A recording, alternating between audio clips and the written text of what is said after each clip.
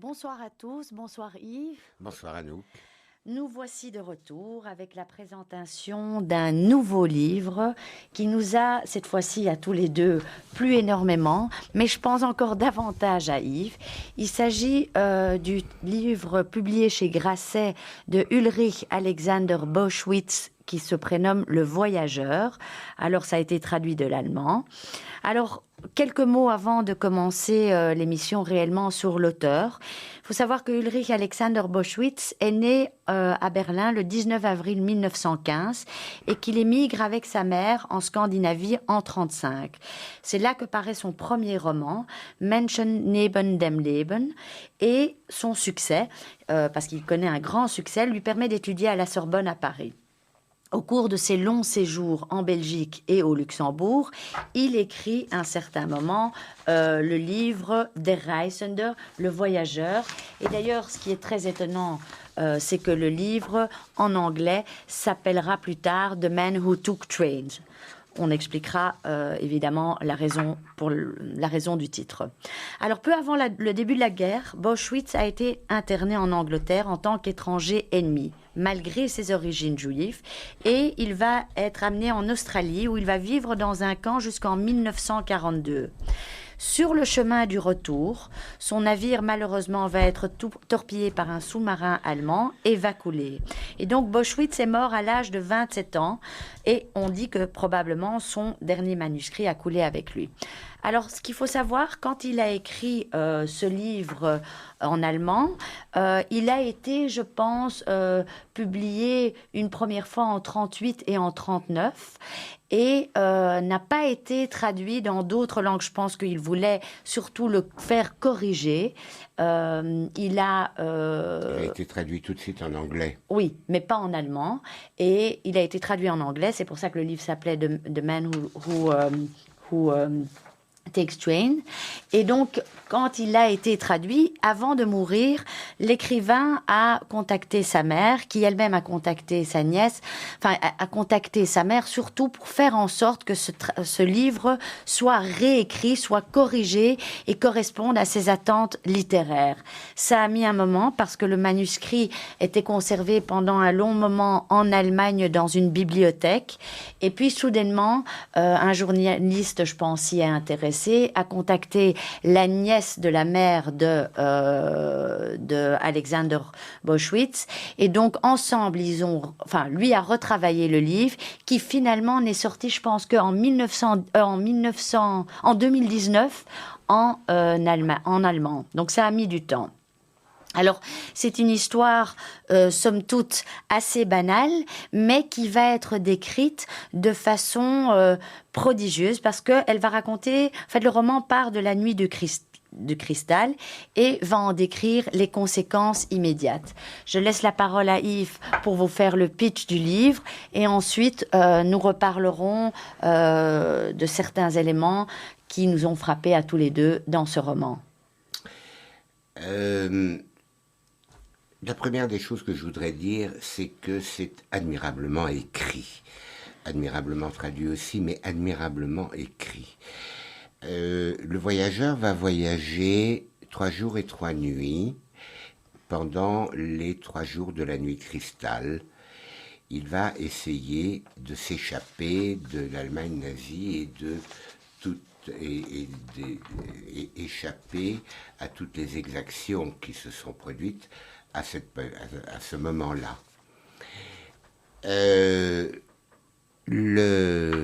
Au cours de sa tentative, il va rencontrer un certain nombre de gens et avec lesquels il va avoir des échanges et qui vont lui montrer une autre vision de ce que la nuit de cristal. Le premier, d'ailleurs, est un tailleur juif assez pauvre, mais à qui il va donner de l'argent. Et il va essayer pendant 3 jours de s'en aller. Il va d'ailleurs même passer la frontière belge et être cueilli par 2 gendarmes belges et ramené en Allemagne.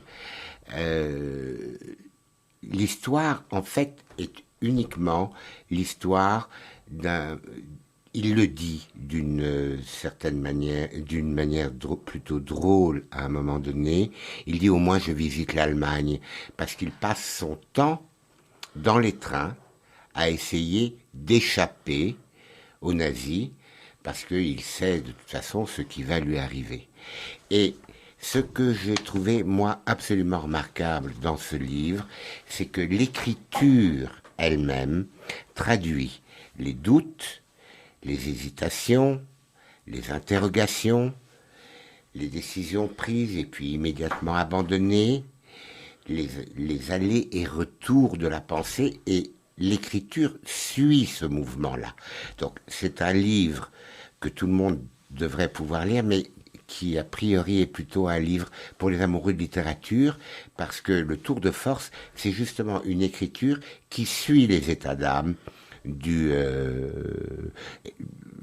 les états d'âme et les mouvements de l'auteur.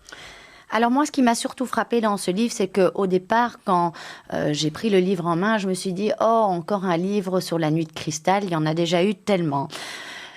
Comme dit Yves, la façon dont la thématique est abordée est justement très intéressante, parce que effectivement, Otto Silbermann est un homme donc qui du jour au lendemain perd tout, c'est-à-dire que les Allemands viennent réquisitionner avant tout chez son beau-frère et sa sœur, et le beau-frère ne rentre plus à la maison, la sœur se retrouve sans personne, elle appelle son Otto Silbermann, elle lui dit écoute, mon mari n'est pas rentré, qu'est-ce que je dois faire? Donc petit à petit, ce Otto Silbermann voit autour de lui la panique qui est en train de s'installer dans le pays, puisque autour de lui, il voit des gens qui sont attrapés. Lui, bizarrement, n'est toujours pas attrapé. Faut dire aussi qu'il a un physique d'Arien qui le protège plus peut-être que les autres.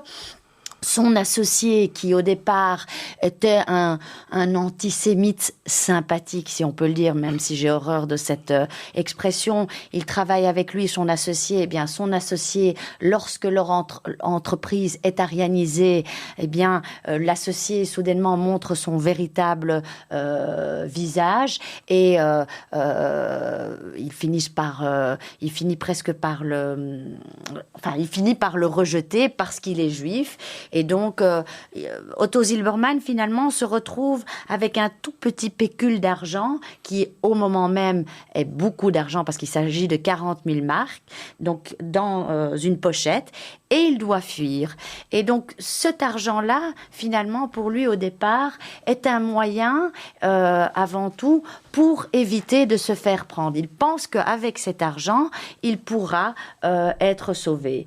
Alors, moi, ce qui m'a plu dans ce livre, et comme Yves le dit, c'est qu'au cours de ce voyage, puisqu'il change de train tout le temps, et on a l'impression que finalement, il va être sauvé en restant tout le temps dans les trains, il rencontre plein de gens. Il rencontre des gens qui sont prêts à l'aider, d'autres qui sont plus opportunistes, d'autres qui sont à peine touchés par son histoire. Et Silbermann est véritablement habité par la peur, et cette peur est très très bien retransmise par l'auteur. C'est-à-dire qu'il crée une sorte d'atmosphère de peur où Silbermann est déstabilisé par le monde qui lui était commun, qui lui était connu. Il a tout perdu, il ne sait plus à qui il peut faire confiance, il va et il vient entre ce qu'il peut encore faire, ce qu'il ne peut plus faire. Bref, le monde ne lui appartient plus et il ne parvient pas lui-même à expliquer ce qui lui arrive. Oui, il n'a pas d'explication. Comme énormément de juifs allemands à cette époque-là, ils savent très bien que l'antisémitisme règne, mais ils pensent que parce qu'ils sont allemands, ils ne risquent finalement pas grand-chose. D'ailleurs, historiquement, dans les premiers temps, les juifs auxquels les nazis se sont pris étaient les juifs étrangers, et non pas les juifs allemands. Et dans la nuit de cristal, tout va basculer. Tout va basculer parce que les juifs allemands sont à ce moment-là directement concernés. Il ne comprend pas pourquoi alors qu'il a, si mes souvenirs sont bons, d'ailleurs, il a fait la guerre de 14-18, il a été décoré, etc., etc. Pourquoi tout d'un coup, on lui prend sa nationalité, il n'est plus rien, il est un apatride qui risque de se retrouver dans un camp. Il va rencontrer donc cet artisan juif dont le magasin a été détruit et qui lui aussi essaye de fuir. On ne sait pas d'ailleurs s'il finira, l'artisan, par fuir ou non. Ils se séparent juste avant d'arriver au terme de leur voyage. Il y a une histoire d'amour qui est ébauchée et qui montre... elle est intéressante parce que il est avec une femme dans un compartiment, ils commencent à parler tous les deux et il lui explique qu'il est juif et qu'il fuit.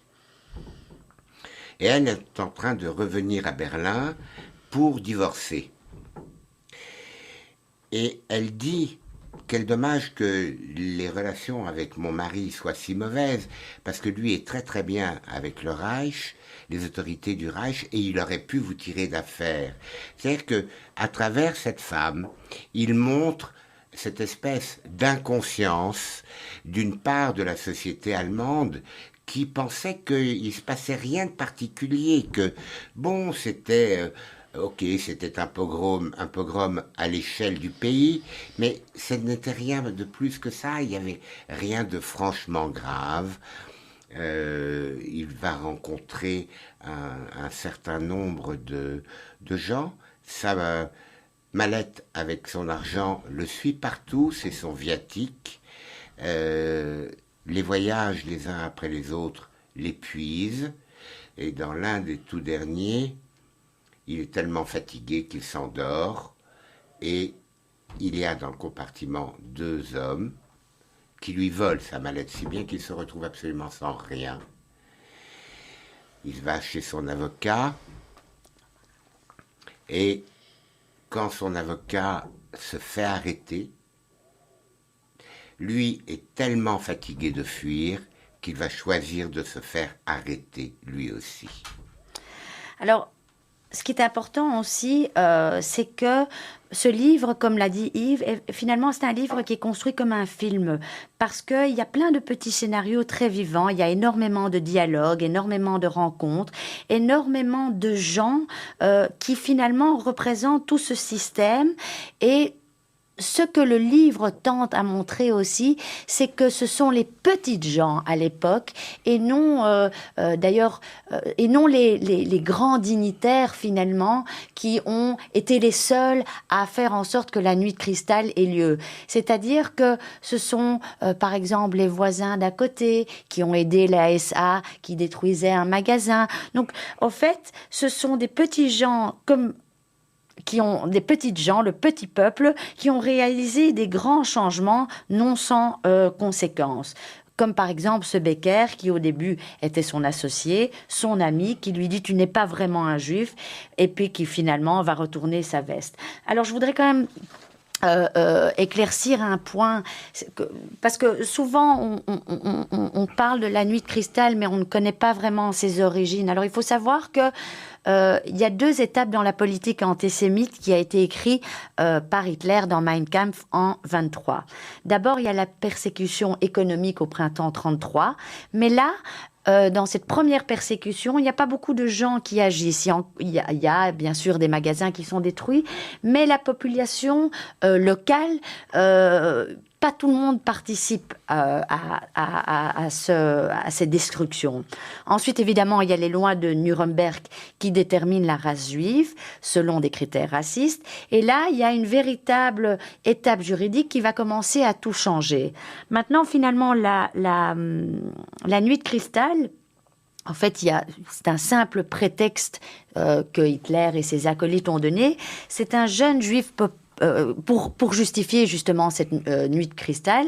Et la raison le prétexte était qu'un jeune juif polonais avait perpétué un attentat contre le secrétaire de l'ambassade de Paris pour venger une politique de déportation de l'Allemagne qui voulait se débarrasser de 17 000 juifs polonais que la Pologne ne voulait pas reprendre. Ça a été le prétexte à une campagne de presse allemande très radicale.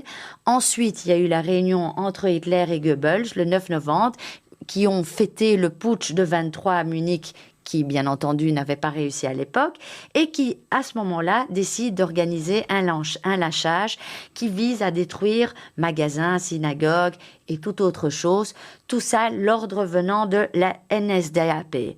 Mais il y a des thèses, comme une thèse d'un certain Benz, qui dit que, comme ce que je disais tout à l'heure, que ce ne sont pas seulement les hauts dignitaires qui ont participé, mais c'est aussi la petite population qui a le petit peuple, des fanatiques, des participants actifs ou des gens tout simplement curieux qui ont ajouté leur grain de sel à cet événement et qui ont permis que cet événement ait lieu. Et d'ailleurs, dans les premiers procès après la guerre, il y a eu par exemple le village de Tröstingen. C'était un tout petit village où 56 personnes ont été poursuivies parce que ces gens ont aidé la SA à terminer le boulot. Donc, il faut savoir aussi que la population allemande, pas seulement les hauts dignitaires, mais ceux qui la composaient en gens beaucoup plus simples, a aidé à la destruction et au début de ces pogroms en Allemagne. Alors, juste pour donner une idée, et après je laisse la parole à Yves, il faut savoir que dès 1938, et le livre le marque très très bien, plus rien n'est possible. Il n'y a plus moyen de trouver un visa pour partir à l'étranger. C'est ce que Otto, le héros du livre, l'explique. Il n'y a plus moyen, d'une façon ou d'une autre, de s'enfuir. Et lors de la Kristallnacht, il y a eu 14400 synagogues qui ont été brûlées. Il y a eu plus ou moins 1500 morts, 30 000 arrestations, 160 bâtiments détruits et donc également des suicides. Voilà, ça c'était pour l'aspect un peu historique de la chose. L'antisémitisme n'est pas une nouveauté. Non. Ça existe malheureusement depuis toujours. Et ce que montre le livre, ce dont Anouk vient de parler, c'est que la populace a la certitude de l'impunité depuis les lois de Nuremberg. Et ayant l'impunité, elle va montrer de quoi elle est capable. Et elle est capable du pire, elle l'est toujours aujourd'hui, de la même manière, parce que le vainqueur a sa propre morale, qui n'a strictement rien à voir avec la morale d'une façon générale. C'est la morale du vainqueur où tout est possible, tout est permis, et rien ne sera puni. Et ce qui se passe dans Le Voyageur, c'est ça. Il n'y a pas un seul dignitaire nazi qui apparaît dans ce livre. En revanche, il y a un gros homme dans le premier voyage qui a l'air d'un représentant de commerce et qui en fait est un petit gradé nazi. Et je crois que ce livre, justement, apporte montre cela, le montre bien, parce que ce n'est pas la nuit. Certes, la nuit de cristal est organisée, dirigée par les dignitaires nazis, mais c'est le peuple qui fait cette nuit de cristal, c'est le peuple qui tue, c'est le peuple qui pille, c'est le peuple qui détruit, qui viole, qui vole, etc., etc. Et je crois que de ce point de vue-là, ce livre aussi est important parce que il montre que finalement n'importe qui, Pierre-Paul Jacques, peut, dans des circonstances analogues, c'est-à-dire en sachant qu'il aura l'impunité, montrer sa véritable nature. Et nous savons depuis longtemps que la véritable nature de l'homme n'est pas nécessairement la bonté. Alors j'aimerais encore juste dire avant de terminer une réflexion finalement que Yves et moi nous sommes faites à propos de l'écrivain. Il faut savoir que ce jeune auteur n'a que 23 ans lorsqu'il écrit ce livre et il est depuis 2 ans en exil. Et finalement, c'est quelqu'un qui a déjà très très bien vu et compris et analysé ce qui va se passer. Et finalement, ce livre qui raconte la fuite et l'exode de ce, comment je dirais, de ce juif, l'errance de ce juif, finalement, cette errance raconte un peu l'errance aussi du peuple juif. Pas pour stigmatiser, mais finalement, je dirais qu'on retrouve toute l'errance du peuple juif dans ce livre, et également la destruction de l'identité, puisque à un certain moment, le héros ne sait plus qui il est vraiment, il ne sait pas s'il est tout à fait juif, parce que lui-même est tiraillé entre différentes identités, il est juif, mais il n'a pas l'air d'un juif. Bref, ce roman nous fait poser beaucoup de questions, ou disons, fait poser beaucoup de questions au lecteur qui méritent d'être approchés. Donc c'est un livre que nous vous conseillons vivement, un peu différent des autres. Et pour le mot de la fin, je te laisse Yves la parole. Merci, de mon point de vue, c'est un très bon livre. C'est un ouvrage historique sans vouloir l'être. Boschwitz est un visionnaire. Il a compris bien avant 42 ce qui va advenir. Je redis ce que j'ai dit au tout début, c'est une écriture absolument remarquable qui colle aux états d'âme, au mouvement, à l'incertitude, au doute du héros, et que pour cette raison-là, c'est un livre à lire, en tout cas pour les amoureux de la littérature. Voilà, nous vous souhaitons tous les deux une bonne soirée. Bonne soirée Yves. Bonne soirée à nous. Et on se retrouve la semaine prochaine avec le dernier livre de Caroline Fouret. Pour ceux qui la connaissent, je pense qu'il y aura matière à débattre. Ah oui. Bonne soirée. Oh que oui. Bonne soirée. Bonne soirée.